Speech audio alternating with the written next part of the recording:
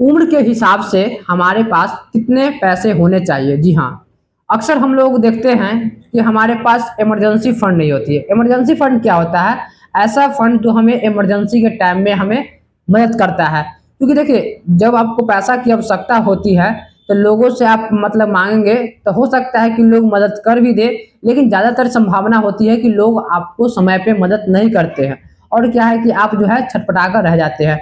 तो क्या है कि आज हम इस वीडियो में सीखेंगे कि कैसे हम अपने उम्र के अनुसार हम अपने पैसे को सेव करके अपना इमरजेंसी फंड रखें, जिससे कि जब मुसीबत आए तो हमें किसी के सामने हाथ फैलाने की आवश्यकता ना पड़े, हमें निराशा ना देखना पड़े।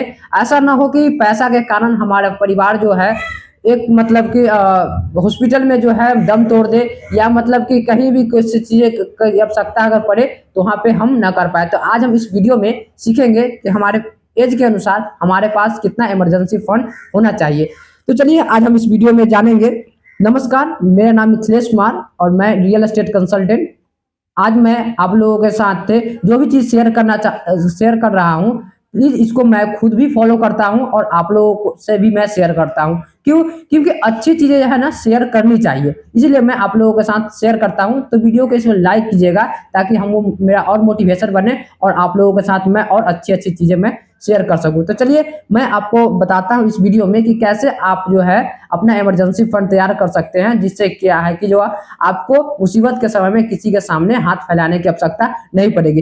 तो आपका पहला क्या है कि 15 से अगर 21 के बीच में आपका एज है तो आपके पास मिनिमम क्या है कि जो है 50,000 रुपया रहना चाहिए, यानी कि महीने का 2,000 से लेकर 2,100 रुपया तक आपके पास रहना चाहिए, जिससे कि आपका मोबाइल रिचार्ज हो गया, आपका कलम कॉपी का खर्च हो गया, आपका भाड़ा का खर्च हो गया, जो भी चीज़ें छोटा मोटा एक्सपेंस नाश्ता करना है कुछ तो उसके लिए हो गया। तो क्या है कि मिनिमम आपका 2,000 रुपया का महीना का आपका जो हिसाब से आपका जो है साल का जो है कम से कम आपको 50,000 रुपया आपका बजट रहना चाहिए। उस हिसाब से अगर 22 से 28 साल का अगर एज है तो आपके पास क्या है कि 2 लाख रुपया का सेविंग रहना चाहिए। साल में 2 साल का आपका कभी भी जो है आपका खर्च गिर सकता है, अचानक से ऐसा कोई बड़ा खर्च आएगा जो आपका 2 लाख रुपया तक चला जा सकता है।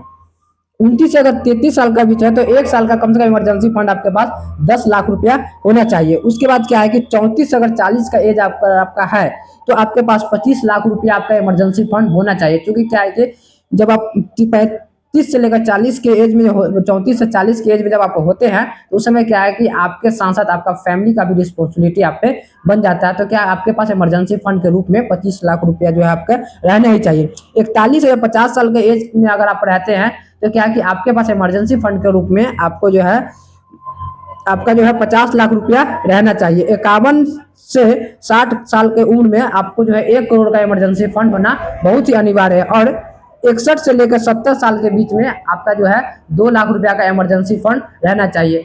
क्योंकि देखिए, मुसीबत के समय में हमेशा याद रखिए आपको पैसा ही साथ देगा, लोग केवल ज्ञान देते हैं, साथ नहीं देते हैं। इसलिए आप लोग जो है पैसा कमाए, पैसा कमाने के साथ साथ उसको सेविंग करें, सेविंग करने के साथ साथ उसको एक ऐसा जगह पे करें।